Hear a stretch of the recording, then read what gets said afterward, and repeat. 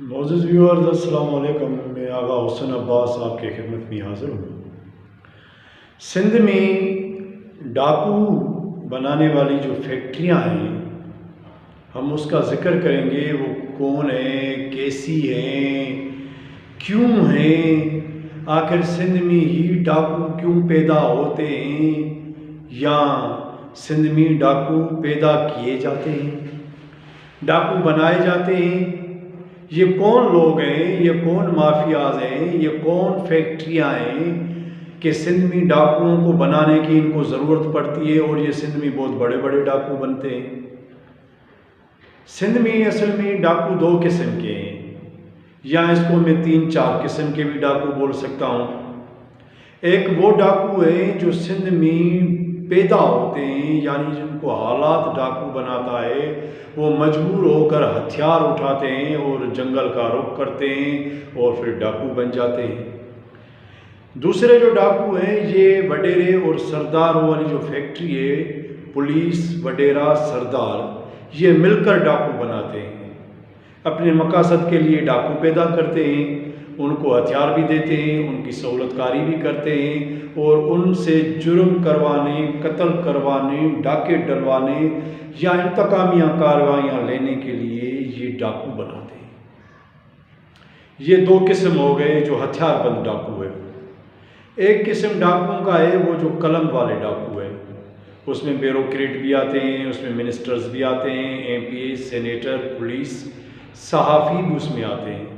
ये कलम वाले डाकू हैं जिसमें वो बता भी लेते हैं, लोगों के तरक्याती मंसूबों के नाम पर फंड्स में खुर्द बुर्द करते हैं, वो बड़े बड़े मंसूबे खा जाते हैं, दरिया खा जाते हैं, ट्रैक्टर खा जाते हैं, रोड, रास्ते, स्कूल, ये सब कुछ वो खा जाते हैं। एक डाकू ये हैं।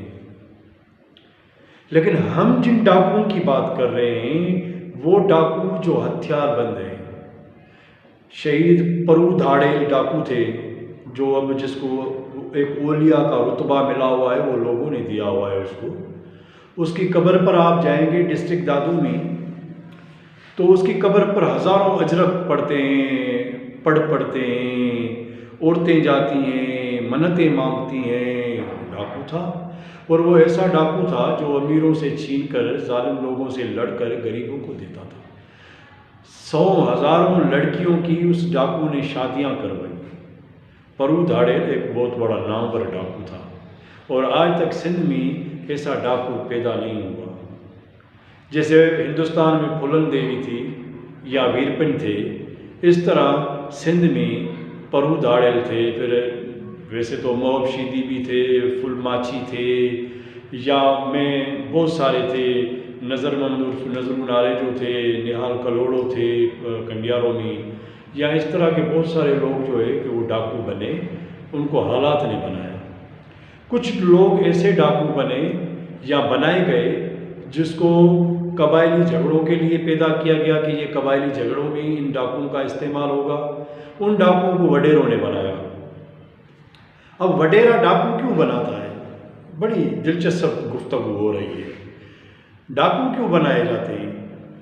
वडेरा जब किसी ज़मीन पर कब्ज़ा करता है, जागीरदार, सरदार, खुसूसन वो कच्चे की ज़मीनें होती हैं जो दरिया के दोनों किनारों पर होती हैं। दरिया के दोनों पासों पर, किनारों पर, साइड्स पर जो ज़मीनें हैं, उन पे ताकतवर तरीन लोगों का कब्ज़ा है। कोई गरीब या मिस्कीन तो उनका हारी बन जाता है। वो खेती करता है, मजदूरी करता है, वो ज़मीन का मालिक नहीं होता। मियाँ मोहम्मद नवाज शरीफ ने जो ज़मीनें बांटी थी वो भी वडेरों को ही मिली थी तकरीबन। तो वो जो ज़मीनें जो वडेरे कब्ज़े करते हैं, जागीरदार, सरदार, उन ज़मीनों को आबाद रखने के लिए, उन ज़मीनों पर कब्ज़ा जमाने के लिए डाकू पैदा करते हैं। एक ये तरीका है, फैक्टर है। यही वडेरे उन डाकुओं से 5-5 काम लेते हैं, 6-6 काम लेते हैं। यही डाकू उन वडेरों के लिए लोगों को अगवा करते हैं। यही डाकू इन वडेरों के लिए डाके डालते हैं, इंतकामिया कार्रवाइयाँ करते हैं, एक एक 2-2 डिस्ट्रिक्ट छोड़कर बाकी डिस्ट्रिक्ट से लोगों को उठाते हैं, अगवा करते हैं, कच्चे ले जाते हैं, बंद करते हैं, फिर उसके लिए तावान तलब करते हैं। लेकिन उनकी ज़िंदगियाँ मुश्किल से ही जी पाती हैं। वो फिर डाकुओं को वही वडेरे उनको मरवा देते हैं। जब उन वडेरों के मकासद ख़त्म हो जाते हैं या वो महसूस करते हैं कि ये जो डाकू है अब ये हमारे लिए ख़तरा बन गया है, तो वो फिर उसको मरवा देते हैं, उसको कत्ल करवा देते हैं। फिर वो नया डाकू पैदा करते हैं। फिर वही डाकू जो है वो कबाइल को भी साथ देते हैं अपने अपने। फिर वो कबायली झगड़े की शक्ल भी अख्तियार करते हैं कच्चे बेदर, जिस तरह अभी जतोई, ओढ़ा, नारेजो, कलोड़ो या महर या जो है कि मुख्तलिफ तेगानी या और भी बहुत सारी ज़ातों कबीलों के झगड़े चल रहे हैं, उनमें वो क्यों नहीं ख़त्म होते झगड़े? वो डाकू वहीं पर इस्तेमाल होते हैं। अब इस पे आते हैं कि झगड़े क्यों नहीं ख़त्म होते। अगर झगड़े सिंध में से कबायली झगड़े ख़त्म हो जाते हैं तो पुलिस की, सरदारों की, वडेरों की दुकानदारी बंद हो जाती है। इस दुकानदारी को जारी रखने के लिए, इस दुकानदारी से कमाने के लिए, बिजनेस करने के लिए, वोट लेने के लिए, दबदबा रखने के लिए, हुकूमत करने के लिए, असर उसूल को कायम रखने के लिए ये झगड़े ख़त्म नहीं होते। हर किसी का सरदार बना हुआ है। अच्छा, एक सरदार होते थे गुलाम अहमद महर साहब, बहुत बड़े नायाब सरदार होते थे, नवाब होते थे, वो गरीबों के दोस्त होते थे। कुछ सरदार ऐसे रहे जो अपने अपने कबीले और दूसरे कबीले के लोगों के लिए छप्पर छां रहे। लेकिन पीपल्स पार्टी ने हर गली में एक सरदार बनाया हुआ है, टिकरी सरदार बनाया हुआ है, हर महल्ले में सरदार बनाया हुआ है, वडेरा बनाया हुआ है। वो सरदार वडेरे पीपल्स पार्टी को वोट दिलवाते हैं। ये स्ट्रीट सरदार कहलवाते हैं। मेन को स्ट्रीट सरदार कहता हूँ। लेकिन इन सरदारों को ज़्यादा जो शेल्टर मिलता है वो वडेरा और पुलिस जो है सिंध में। अगर पुलिस सच्चाई पे आई तो वडेरे की मजाल है कि डाकू को रख सके या किसी की चोरी करवा सके।